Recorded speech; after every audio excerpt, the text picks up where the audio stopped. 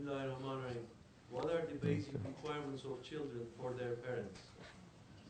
I don't understand. Basic requirement of children? What are children required for their parents? People don't speak English. I mean, I know what the person is trying to say, but please express it better so that there's no.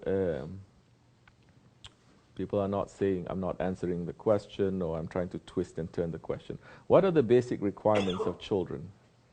What are children supposed? What is the. Let me rephrase that. What are the obligations of children to their parents? Which children? Which country? Which religion? Which tariqat? So many, what they call variables. Variables. In Islam, the children, they're supposed to obey their parents, give the rights of their parents.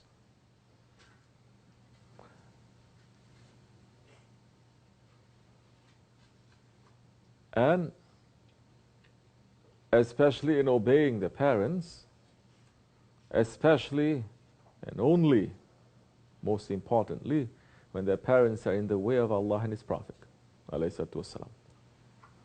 If their parents are not in the way of Allah and His Prophet, and if they are stopping you from being in the way of Allah and His Prophet, then that time still you have to respect them. Still, when they're in trouble, you have to help them.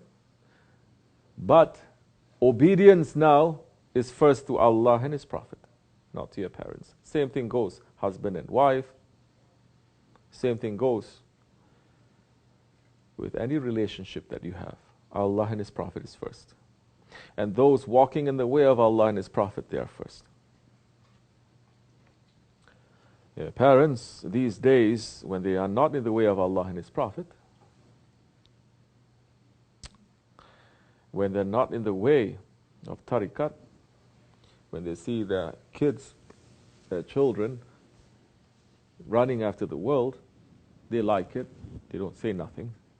Once you see the kid, the children coming to a zikr or association or start wearing a turban or a hijab, suddenly they became very religious.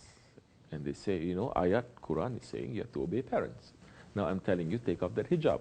Go to clubs, don't go for zikr. You have to obey me because Allah says obey. Like I said, nobody understands irony anymore. It's lost. So, if your parents are not going the way of Allah and His Prophet, and you want to go in the way of Allah and His Prophet, and they're stopping you or they're forcing you, and if you are in a situation where you can be independent, you still have obligations to them, like I said. If they need help, to respect them, to care for them. But now you have a higher obligation to Allah and His Prophet.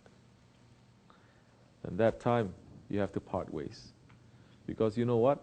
On the Day of Judgment, your father is not going to help you.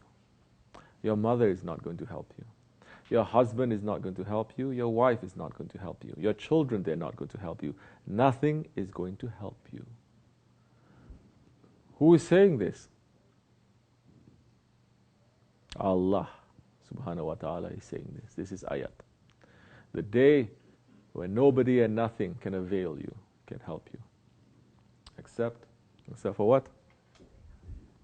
Your actions, taqwa. So, prepare yourselves for that day. Who thinks of Judgment Day these days? Who thinks of Judgment Day? Who thinks, today, if Allah takes my life, it will be Judgment Day, and this is what I have to answer? We have to, because that is real. What we have in front of us, it is not real. It will pass. Ya Allah, take it easy for us. Assalamu alaikum.